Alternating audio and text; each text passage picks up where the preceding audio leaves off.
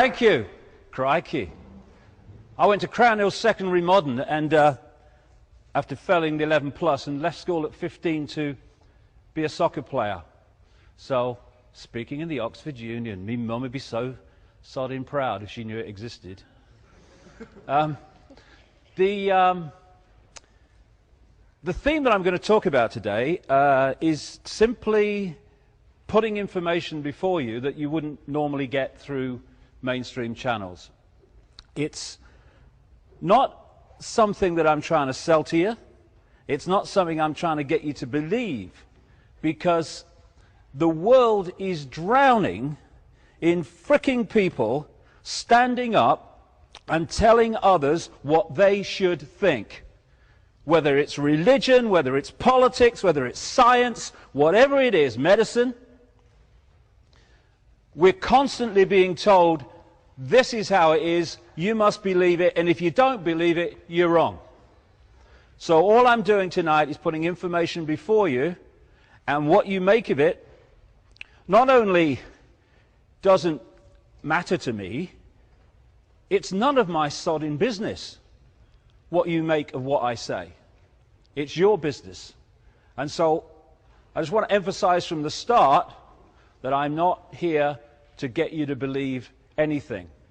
Just to say there is another way of looking at this thing called life and world events. As we hurtle by the day, much more than ever appears in the mainstream media, towards Orwell's society. Gandhi said, an error does not become truth by reason of multiplied propagation, nor does truth become error because no one will see it. He also said, even if you are in a minority of one, the truth is still the truth. The truth is not something you believe, the truth is something that is. And it's your relationship to it that is the decision we make. Obviously, there are different versions of truth, and there's different ways of looking at life. But truth itself is not something we believe, it is something that we align with or don't align with. So, in short, if one person is standing up and saying something, it doesn't mean it's not true. Just because everybody seems to be saying the same thing doesn't mean it is true. There was a time when, if I'd have stood here centuries ago and said the earth was round, guy's a nutter. What are you talking about? And it's interesting that if you want to suppress someone's sense of what's possible, all you need to do overwhelmingly is to suppress the information they receive about what is possible. And then, boom, box. So, the Earth's not flat, it's a sphere. Level of information. You're mad. What about the people on the bottom? They fall off. Introduce more information. Law of gravity. Ah! The apparently ridiculous now becomes possible. The difference between the two, the level of information. So he who controls information controls our sense of possibility. Hence what he was talking about. The world seems so utterly confusing. It seems so complex, so bewildering. What's this? What's that? How's that? What's going on? And the reason it seems so bewildering and so complex is because we lack the level of information in the mainstream, where most people get their information from, to understand what's going on and how the parts fit together. Because that's what I'm going to do tonight, and it's what I do in a massive way in this book, which is quite heavy. Because things can look in isolation interesting, Oh yeah, what's going on here? Wonder what that's about. And why is he doing that? And what's this event here? Why has this happened? But when you go boom, boom, boom, boom, boom, boom, and connect the dots, suddenly, oh, so that's what's going on. Connecting the dots is absolutely crucial. And I started 20 years ago on a quest to understand two things. The nature of life. Who are we? What are we doing here? And who really controls world events and what we call society, and to what end? And of course we all start out with this complexity and this bewilderment, but when you start connecting the dots, what's going on becomes the proverbial elephant in the sodding living room. World events, overwhelmingly, the major ones that change society and move us in a certain direction, are not by accident but by design. I often hear people say, do you believe in the conspiracy theory of history or the cock-up theory? As if, like, you've got to choose. Some things that happen in the world are cock-ups, mistakes that people have made. Oh, didn't mean that. But within that are coldly calculated changes in society, which are now becoming daily so obvious, to take the power over the global state, because that's what they want, and that's what they're flying towards by the day, in the hands of a ludicrously few people. This is a famous saying, of course. All truth passes through three stages. First, it is ridiculed. I know that one. I got that one. Early 90s. Second, it is violently opposed. Third, it is accepted as self-evident. Again and again you see this process. And what's happening now, because when I started out talking about this nearly 20 years ago, I was talking to more chairs than bloody people. And on May the 24th, I'm talking at the Brixton Academy, 2,500 seats, was sold out 3 months in advance. Now, that is the difference, encapsulated really, in the way that more and more people are beginning to say, this is starting to make sense of the world. They're starting to see that the world is not just a little bit not like we thought it was, it is nothing like we thought it was. Now, I have this little thing,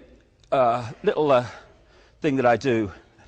If you get too close to something, you can get so caught up in it that you lose perspective. And I just say to people, take a deep breath, take a step back, look at it again. And you can start to see things you couldn't see before. Who do you think is going to win the presidency? Doesn't matter. So we have this thing in America, anyone can become president, because that's why it's the land of the free. Well, anyone can become president as long as they've got the people that control the media and the money behind them. Anyone else? No chance. And now we've got a choice. It is said, I use the word choice, I stand back in amazement, between, it seems, these three people. All of them connected to the same network that I'm talking about tonight. All different masks on the same face, apparently offering choice. Barack Obama, he's talking about change, change you can believe in. The person behind his campaign is Brzezinski, Zbigniew Brzezinski. This is the man who was the national security advisor to Jimmy Carter, who a couple of years or so ago came out publicly and admitted that he had led the Carter administration to manipulate and entice the Soviet Union into Afghanistan for the occupation that led to the war, millions of dead people, and came out the other side with the Taliban and all the other stuff. He is the man behind Barack Obama, who's talking about being against war. It's a scam. And people supporting that guy are going to be desperately disappointed if he makes it to the White House and what really he's there to do comes through. Because this is the point. We are watching on the television news and in the media in general, we are watching a movie. A movie to give us the impression that we have freedom, that we have choice, when there's one force behind the apparent different people in the movie. And it's the same, not just within countries, but between countries, where you have the same force manipulating apparently different countries to the same end. It's not some kind of miracle of coincidence that a Labour Prime Minister was hand in glove with a Democrat President Clinton, and then when they change over there, he becomes equally, if not more, connected to a far-right Republican president in George Bush. It's because Bush and Clinton are controlled by the same network. Blair, Brown, all of them are controlled by the same network, and so they work to a common aim. And these people are far more frightened of the network than they are of public opinion, which is why Blair went massively against public opinion and caused himself enormous grief in terms of his popularity, because that was more acceptable to him than going against the network. They say that Blair was a puppet of George Bush. The fact is, they're both puppets of a force that controls both of them. Same in this country. We have this, what we have is this sleight of hand. And it works like this. The greatest form of dictatorship is a dictatorship where the people think they are free, because they will not rebel against not being free when they think they are. You can talk about fascist dictatorships and communist dictatorships, but where you have a dictatorship that the people can see, touch and taste, where they understand the situation they're in, those kind of dictatorships have a finite life. It might take some time, but they have a finite life because the people know the situation and they can see who the controllers are. The greatest form of control is the prison without the bars, because people will sit there forever because they don't think they're in a prison cell. And one of the ways that they scam this is having two parties overwhelmingly in most countries, and they just keep changing them every now and again. And when the party is in government, it introduces the agenda for further and further centralization of power. The opposition party opposes it. Oh, we have choice. Then there's a farce called an election, and the two parties change sides. Now the party that was opposing centralization of power is in government, it's introducing it. The party that was introducing it in power is now opposing it. Oh, we have choice. The other thing they do is, if they want a certain person in power, like they wanted Blair and like they wanted Margaret Thatcher, then all they do is create mayhem in the opposing party, and people say, well, there's no choice, don't like him much, don't like him much, but what's the choice? How many times in the last 10 years did people say, well, I don't want to vote for Blair, but look at the Tories, they're a mess. So where's the choice? That's how they scam it. And when Cameron comes in, it's Blair Mark II, under another name. And so in America, those people who are understanding it, they have this phrase, it doesn't matter who you vote for, the government still gets in. And when the government gets in, the agenda for centralization of power gets in. Politics may not be the oldest profession, but the results are the same, for the reason I'm talking about. Now, this is all possible because we have allowed ourselves, as human beings, to become a herd of unthinking sheep. We've been manipulated to be so, and only by acquiescing to it is it possible for the few to control the many. We're fed the movie constantly. I worked in journalism for years. You know what investigative journalism is today? It's watching the newsroom telly and reading the morning papers. This is what so many humans have allowed themselves to become. And when we do, when we acquiesce to the herd mentality, then the few can control the many. And it's happening on a bigger and bigger scale. I hear people, you know, they get caught in this movie about, oh, well, what, are we going to vote for him? And do you think it's going to, and what about Clinton? And what about Obama? And what about Brown? Do you think we'll vote for him? What's his policy on this? And it's like, deep breath, take a step back, look at it again. Oh, it's a piece of shit. Yeah, exactly. That's all it is. That's all it is. And when you start to realize that, the pennies start to drop, and you see that what is apparently, you thought before, random events, are actually coldly, calculatedly connected to lead us down this road to Orwell's state. Oscar Wilde said, most people are other people. Their thoughts are someone else's opinions, their lives are mimicry, their passions are quotation. All the time, we are repeating and seeing repeated what other people have said. And you hear things like, everyone knows that, mate. Well, I don't know that, so there's one less than everyone. We've made a start. How did you know that? Oh, well, I heard a so-and-so told me. Repeating, repeating, repeating.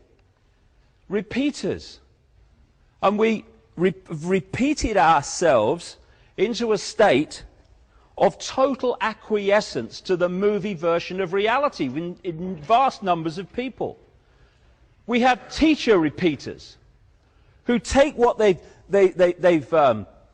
learned at teacher training college or whatever, they take what they're told to teach in the curriculum, and they teach it, repeating, repeating, repeating. All over society, it's just repeaters. How do you know that? Well, it says that in this book. Well, how does he know that? Doctor repeaters, repeating what the drug reps have told them. Repeating what the medical schools have told them. Oh, and don't you dare go out of this little box, otherwise you get struck off. But it's working, I don't care. Repeater, repeater, repeater. Round and round. Scientists repeaters. We've got scientists repeating the song sheet. Global warming goes by carbon emissions because it says so. And then what they don't tell you is enormous and gathering numbers of cutting-edge scientists in their own disciplines are saying, it doesn't. It's the sun. Isn't that amazing? The sun has a connection with Earth temperature. Ooh. Repeater, repeater, repeater. Then there's journalists. Oh, classic repeaters. You see, what real journalists do is they take the official version of events and they look at it and they see if it stands up, and then they communicate that to the people. What repeater journalists do, 90-odd% these days, unfortunately, is they take the official version of events and they turn around and they pass it on to the people. And so instead of being journalists, they are simply public relations officers for the official version of events and life.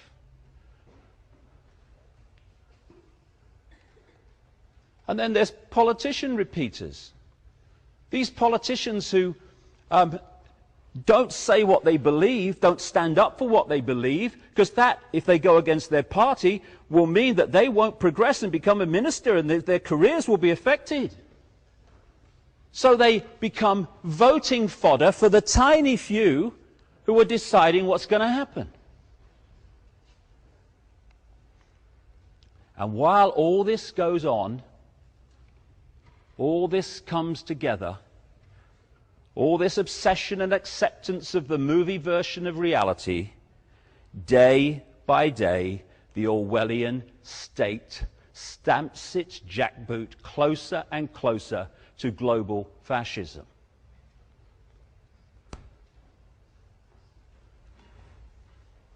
H.L. Mencken again said, "The most dangerous man to any government is the man who is able to think things out for himself. Almost inevitably, he comes to the conclusion that the government he lives under is dishonest, insane, and intolerable." Why is that? Because governments are not there to serve people.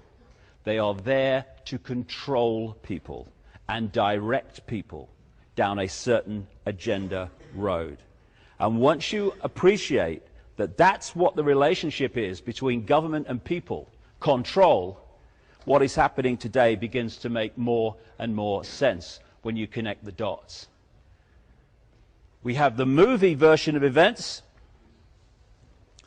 which hear on the television news and in the newspapers and stuff. And then we have the secret agenda behind the scenes, which is obscured and covered by the movie version of events. And without puppet people, it could not be possible. Follow the white rabbit, believe what you're told to believe, think that war is peace, even if you can't spell, that you're a moron if you're against slaughtering the innocent. And as Orwell said, believe that war is peace, freedom is slavery, and ignorance is strength, and amazing things are allowed to happen by the vast majority, by the very few. You can pepper bomb cities of civilians and get away with it.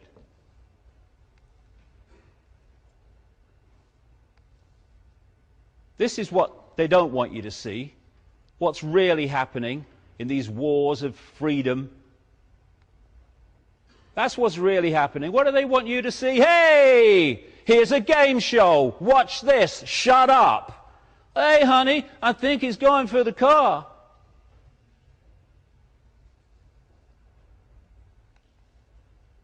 Liberation. This is what they don't want you to see about what's really happening. Instead, let's have a moral debate about Janet Jackson's breast at the Super Bowl.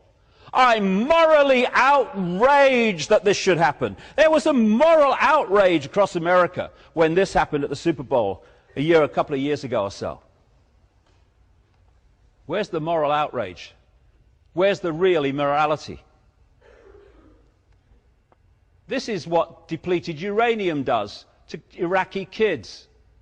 But never mind, hey, Jerry Springer's on. Hey, we've got some boneheads here being manipulated to have a fight on live television. Hey, honey, he's going to hit him. It's a mind game. People said in very large numbers in the early 1990s that I was crazy, insane, having a midlife crisis. I'm sure many people still think the same. But I tell you what, if I am seen as sane by a world this crazy, I'm disappointed.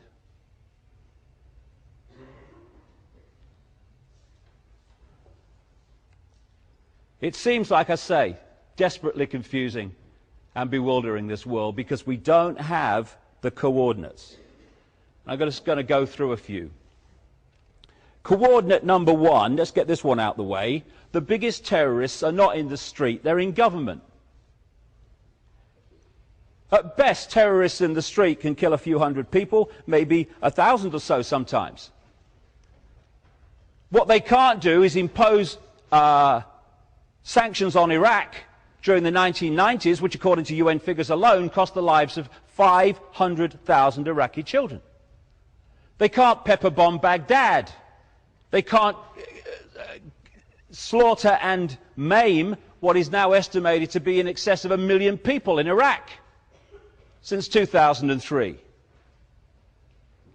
Terrorists in the street are not in the same league as terrorists in government. Coordinate, oh no, it's a definition of terrorist. This is an interesting one. Oxford Concise Dictionary, how appropriate.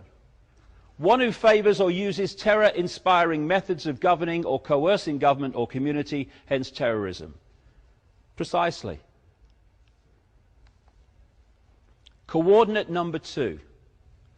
The goal is a centrally controlled global fascist dictatorship, which has been worked towards for a very, very long time. The reason it seems to be happening quicker and quicker now is they're getting closer and closer to it. And it's an interesting little truism. The more you centralize power, the more power you then have to centralize even quicker. And that's why the speed of centralization has got faster and faster and faster throughout the last century and into this one. This is the basic structure that they're looking for. A world government that would control all major decisions in the world. Controlling a world central bank that would control global finance. A global currency which would not be cash in the end, it would be purely electronic money, for which there are fundamental implications for freedom. Because if you go into a shop now and you hand over electronic money and they say, no, won't accept your card, this computer won't accept your card, then at least you can still just say, well, I'll pay cash then. Once cash is gone, that's what the cashless society is all about, that computer decides if you eat or not. They want a world army which would impose the will of the world government. This is what they're evolving NATO and other amalgamation of armies into. It's supposed to defend Western Europe. That was just Western Europe, nothing to worry about. Now it's in Afghanistan. As I predicted in my books years ago, they would find more and more excuses to expand NATO's sphere of operation. And somebody said to me, a journalist said to me, why do they want a world army? Because there'd be no one to fight. Well, what about any country that says, no, we're not accepting the will of the world government? There we go. Under this structure, they want the European Union, which of course is now massively advanced, the American Union, the North American Union, Mexico, America, and Canada is well advanced behind the scenes, the Pacific Union, the Asia-Pacific Union, and the African Union, which they already have, and under that will become nation-states which they want in the end to break up into regions so that there's no unity of defiance to the edifice of power above them. And the reason for centralization of power is very simple. Any dictatorship that wants to control the many from the few has to centralize decision-making. The more diversity of decision-making there is, the less control any central power is going to have over it. And you look in every area of our lives, centralization of power is going on and on and on. So when we're looking at identity cards, I mentioned on that previous slide, the last point there was the microchip population. When we look at identity cards, that's not the end. That's just the stepping stone. I said years ago, way back in the early 90s, to much hilarity, that the agenda was to create a microchipped population linked to a global computer. Well, people ain't laughing anymore because microchipping is becoming more and more prevalent. The ID card is only part of the move towards it. The idea is for microchipped people. In the end, babies microchipped at birth after they leave the womb as part of the birth process. Barcoded people. These microchips are going to be much smaller than this as they progress. This is a story from UPI, which I'll read to you if you can't see it at the back. The US Department of Health and Human Services said Thursday that it was about to begin testing a new technology designed to help more closely monitor and assist the nation's homeless population. See, that's what they do when they're bringing these things in. Start with the most vulnerable groups and then expand it out to the whole population.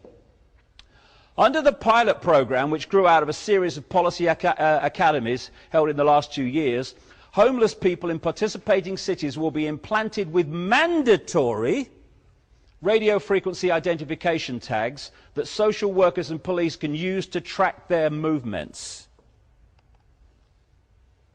Data from these tracking stations mounted on telephone poles will be transmitted to police and social service workers who will use custom Windows NT software to track movements of the homeless in real time. In what has become a chronic social problem, people living in shelters and on the streets do not seek adequate medical care and frequently contribute to the rising crime rate in major cities. Supporters of these subdermal chips tracking say the technology will discourage implanted homeless men and women from committing crimes while making it easier for government workers to provide social services such as delivering food and medicine. Oh, that's very kind of them. This is the world that we're so rapidly moving into. Same shit, different asshole. Except this is fascism at the technological cutting edge, which allows more control than ever Hitler could get. Coordinate 3. How do they do this? The power of the pyramid. You can also use the symbolism of the spider's web, but the pyramid will work because that's how it operates. The system operates in its structure a system of pyramids within pyramids, like Russian dolls, one doll inside a bigger doll inside a bigger doll inside a bigger doll. They have pyramids inside bigger pyramids inside bigger pyramids. If you look at any organization today, this university, for instance, any government, any business, any corporation, they're structured as a pyramid.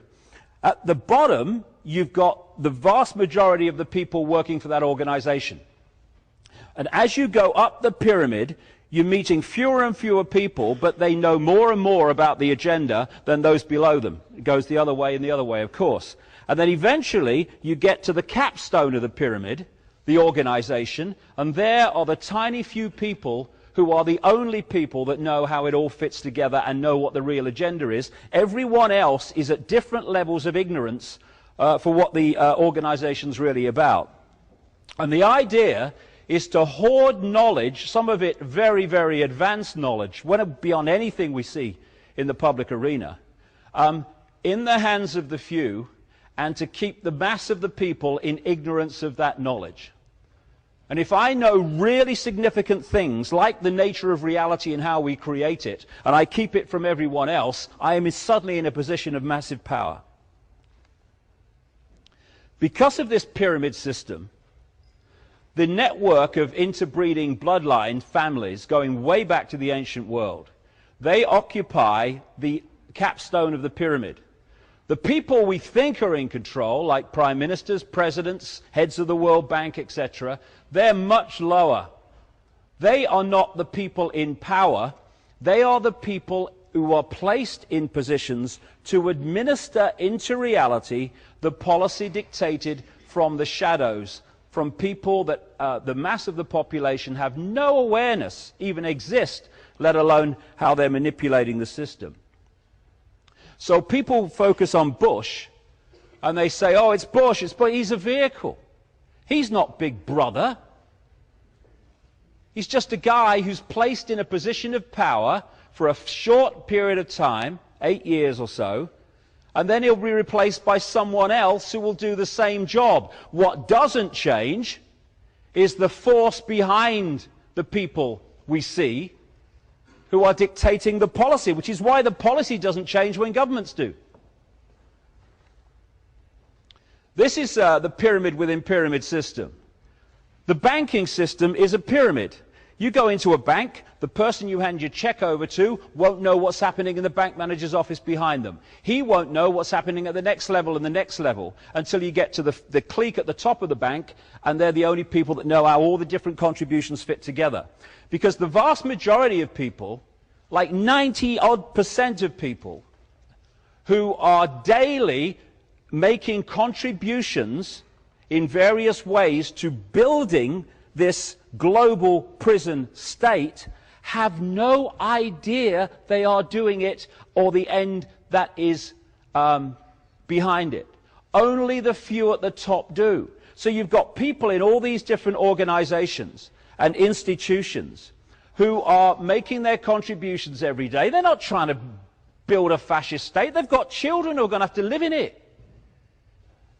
But they don't know how their individual contributions, innocent in themselves, how they fit together to create anything but an innocent pattern. Only they do. And so, by controlling the top of these various pyramids of institutions within society, they dictate a common policy.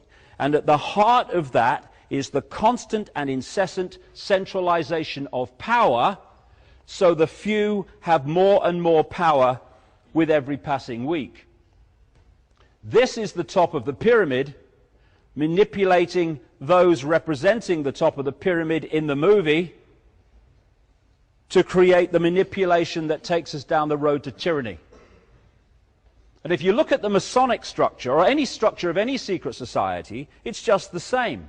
Because alongside this network of interbreeding families, you have the secret society network, which they use to make sure either they or their gophers occupy the positions of power. So here you have the Masonic structure. The vast majority of Freemasons, because people say, it's the Freemasons. No, it's not. The vast majority of Freemasons haven't got a clue what their organization's part of. Only the few do. These different secret societies, like the Freemasons, the Knights of Malta, the Knights Templar, all these different ones, they feed the chosen few up into this other pyramid that I'll call the Illuminati pyramid, but these organizations don't like to give themselves names, because you try researching an organization that doesn't have a name. Not easy, so you have to give it one. But Illuminati is one they do use. And it's at this level of the game where the real knowledge is and the real manipulation comes from. So even the vast majority of people in secret societies have no clue what it's all about. This is Albert Pike, infamous and famous Freemason in America, absolutely almost worshipped by the Freemasonic community in America. And he said this: fictions are necessary to the people, and the truth becomes deadly to those who are not strong enough to contemplate it in all its brilliance. In fact, what can there be in common between the vile multitude and sublime wisdom? The truth must be kept secret, and the masses need a teaching proportioned to their imperfect reason. That is exactly the game, to keep that knowledge in the hands of the few and the mass of the people in ignorance of that knowledge. Coordinate 3, techniques of manipulation that take them along the road to this Orwellian state. If I've made any contribution at all in the last 20 years, I think one of the things that has had the biggest impact was to invent the term problem-reaction-solution for something that was known before as the Hegelian dialectic. And it describes a technique of mass manipulation that is devastatingly simple and devastatingly effective. I'm about to describe 9/11. What happens, this is the 33rd degree of Freemasonry, by the way. They have a motto, ordo ab chaos, order out of chaos. That is problem, reaction, solution. Creating the problem, then offering the solution to it. After 9/11, George Bush said, "You're free and freedom is beautiful, and you know it'll take time to restore chaos and order out of chaos, but we will." Problem, reaction, solution is that same thing, order out of chaos. Works like this. You want to change the world in a way that you know if you do it openly, you're going to get a massive public resistance, like all these Orwellian changes that are going on today. So you don't do it openly. You play this technique. Stage 1, you covertly create a problem. It could be a terrorist event, it could be a war, it could be a run on a currency, whatever suits the solution you want to provide. You then tell, and we come back to what I was talking about earlier, you then tell the public through an unquestioning mainstream media, overwhelmingly with honorable exceptions, the version of that problem that you want them to believe, i.e. Lee Harvey Oswald killed Kennedy with a bullet that turned corners. That amazingly efficient, effective terror on 9/11 was orchestrated from some guy in a cave in Afghanistan. Hope he had a mobile phone. You want people to believe, you have to create a false villain to hide the fact that you're really behind it. You want the public at stage 2 to react with fear, with outrage, and words to the effect of, something must be done, this can't go on, what are they going to do about it? At which point you, who have covertly created the problem, glean that public reaction, or at least the acceptance that something must be done. You then offer openly the solutions to the problems you have yourself created. This is why Tony Blair said after 9/11, the world has changed and never will be the same again. It wasn't meant to be the same again. If you look at the two world wars, the Second World War here, if you look after the First World War, the power in the world was in far fewer hands than it was before the start. We had the first attempt at a global body, the League of Nations. After the Second World War, power was in dramatically fewer hands than it was before the start, with the World Bank and the IMF and all these global institutions that emerged. And what you had, and I go into this in great detail in my books, you had the same force behind the Nazis and funding them, and you had the same force funding the Soviet Union, funding Britain, funding America.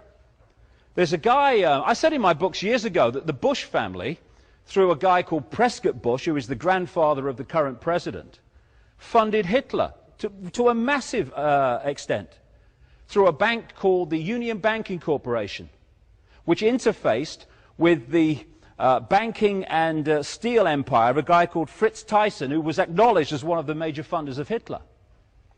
And people just kind of dismissed this and, oh no, can't be. And then a guy came out, who is the head of the Holocaust Museum down in Florida, who came out publicly and said, yeah, the Bush family's fortune came from funding the Nazis through Prescott Bush.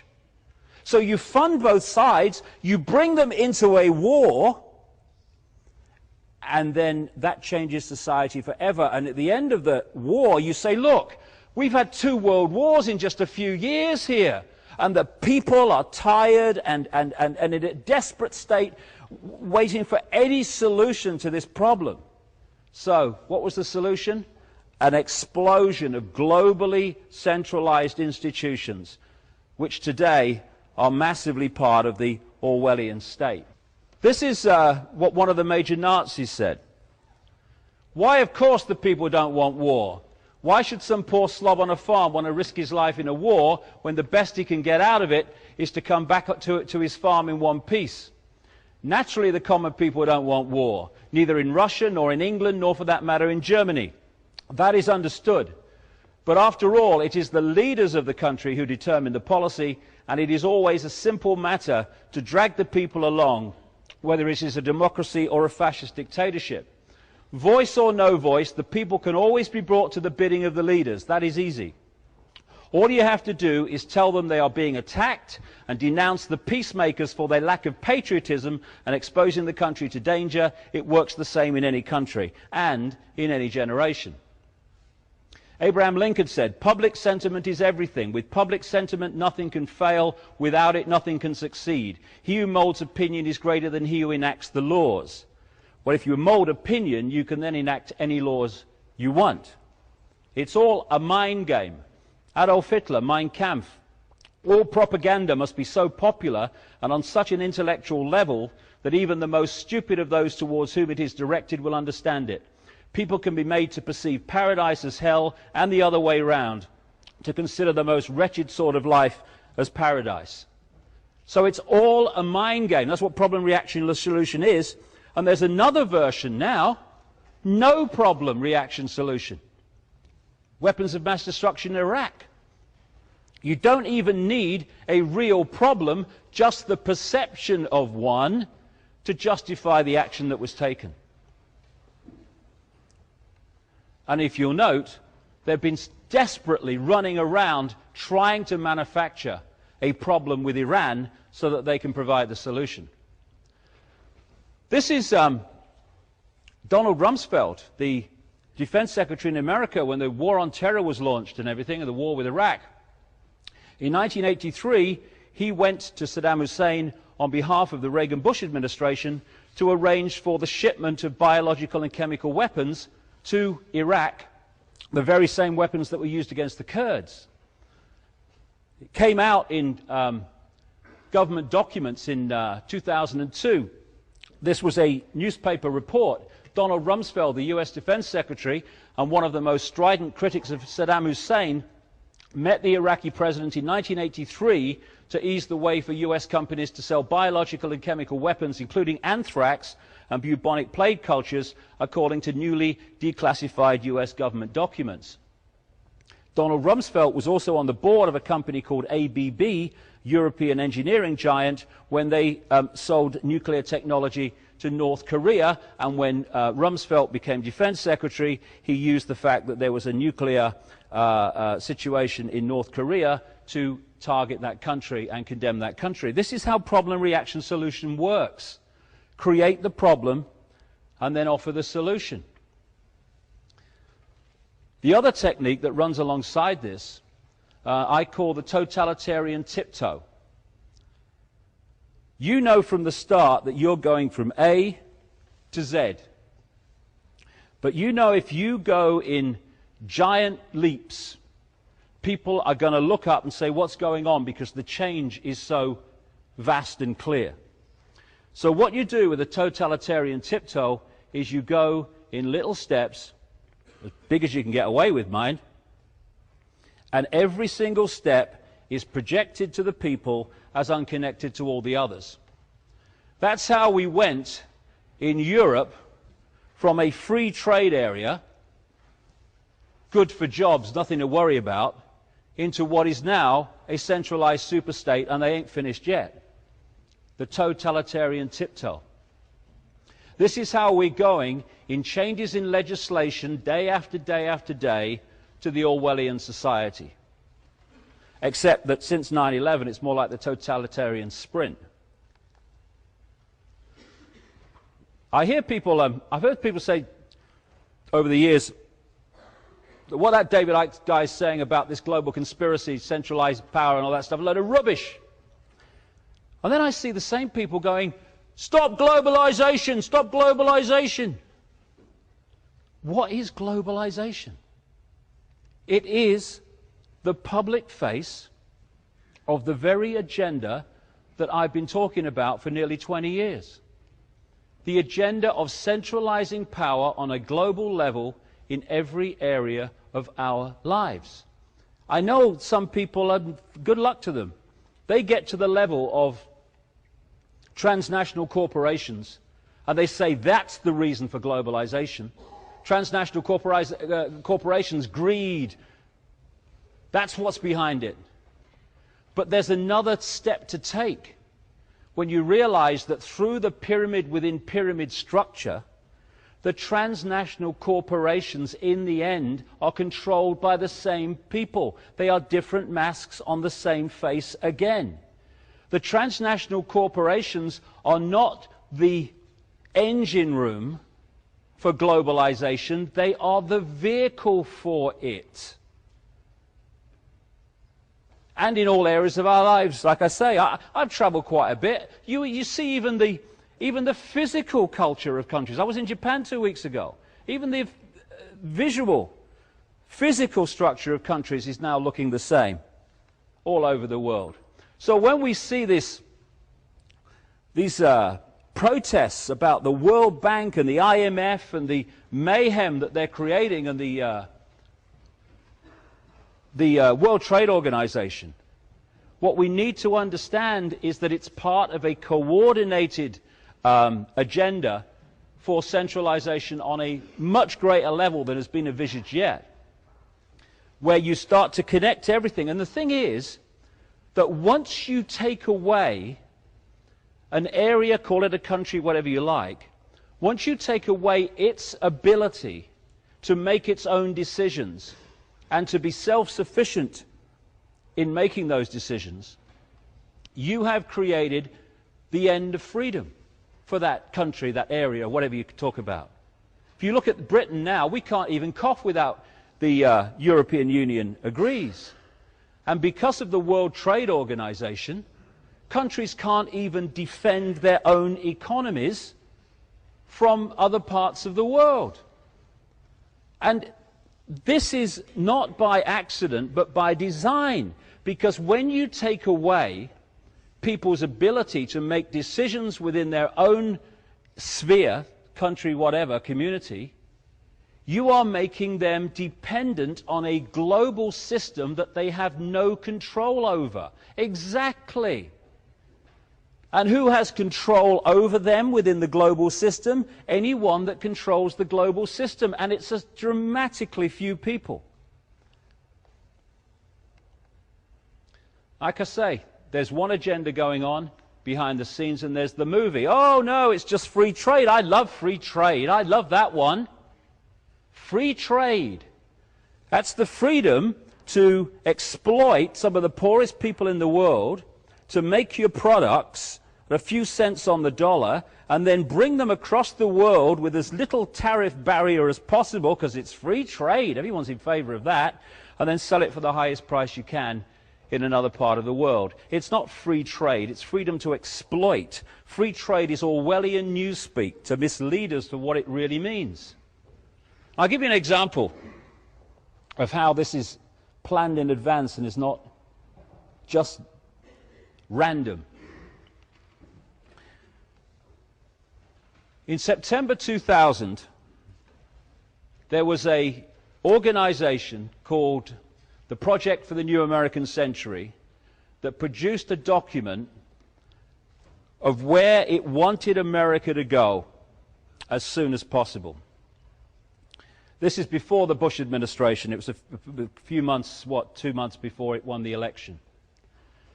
The Project for the New American Century was created in the 1990s by people like Cheney, Rumsfeld, and Wolfowitz, the Deputy Defense Secretary at the time of 9/11 and the War on Terror.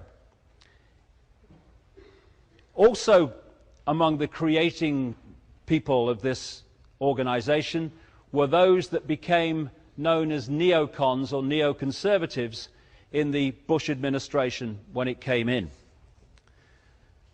In that document in September 2000, it called for American armed forces to be the cavalry on the new American frontier. Bush is not even in power yet. He certainly ain't talking about this in his election campaign. The document said that key allies like the United Kingdom were the most effective and efficient means of exercising American global leadership.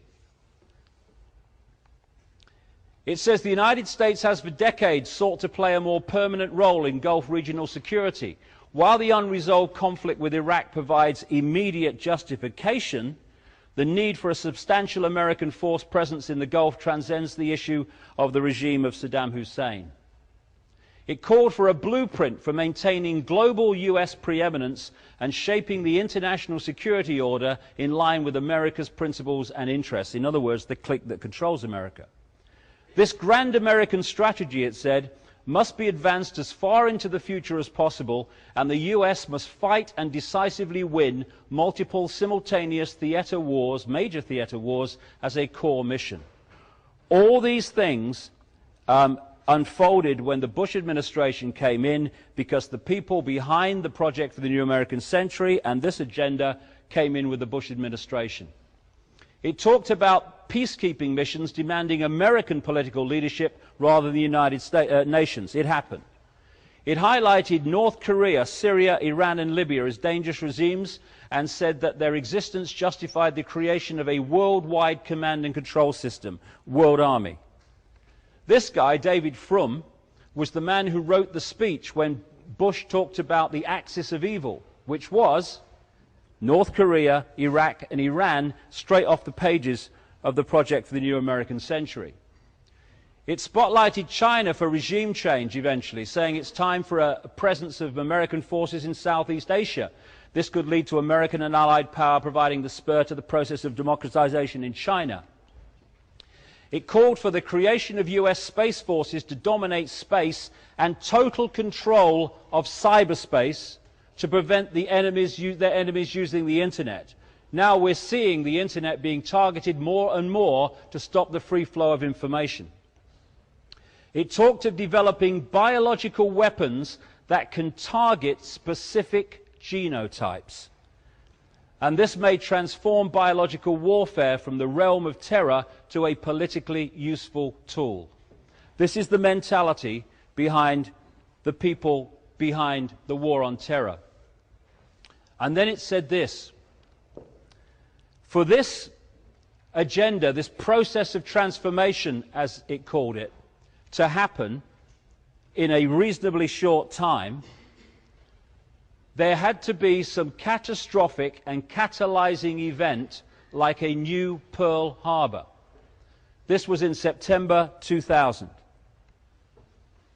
This process of transformation is likely to be a long one, absent some catastrophic and catalyzing event like a new Pearl Harbor.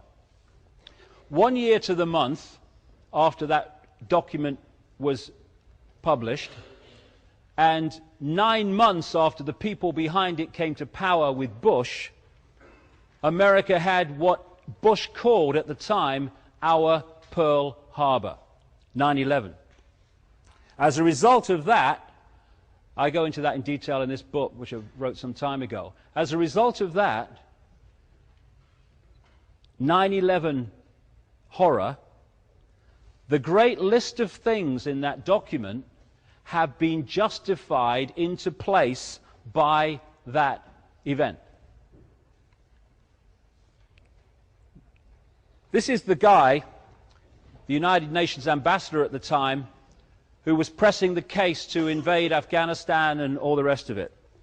This is the people behind this. John Pilger in the New Statesman said of this guy, John Negroponte, how appropriate that John Negroponte is Bush's ambassador at the United Nations. This week he delivered America's threat to the world that it may require to attack more and more countries. As US ambassador to Honduras in the early 1980s, Negroponte oversaw American funding of the regime's death squads, known as Battalion 316, that wiped out the democratic opposition, while the CIA ran its Contra war of terror against neighboring Nicaragua. Murdering teachers and slitting the throats of midwives were a speciality. These are the people that launched the war on terror. He later became head of US operations in Iraq and head of US intelligence. Because there is the movie, Bin Laden, Al-Qaeda, and there's a secret agenda doing what we need to justify the agenda.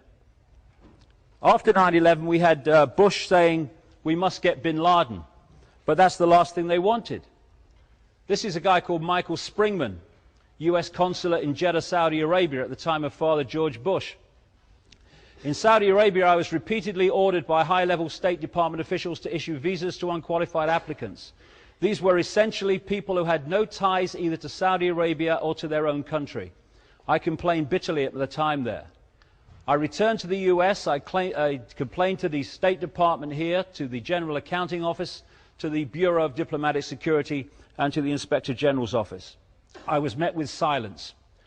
What I was protesting was, in reality, an effort to bring recruits rounded up by Osama bin Laden to the US for terrorist training by the CIA. They would then be returned to Afghanistan to fight the then Soviets.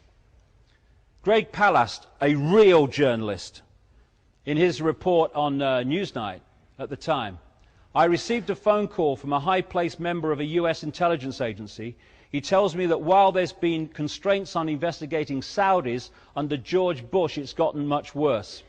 After the elections, the agencies were told to back off investigating the bin Ladens and Saudi royals, and that angered agents. This was in the period before 9/11, in the months before 9/11. And Robin Cook, the former Foreign Secretary, who unfortunately died of a heart attack when he had lots of things to say on this, he said in a Guardian article just before he died, Throughout the 80s, bin Laden was armed by the CIA and funded by the Saudis to wage jihad against the Russian occupation of Afghanistan.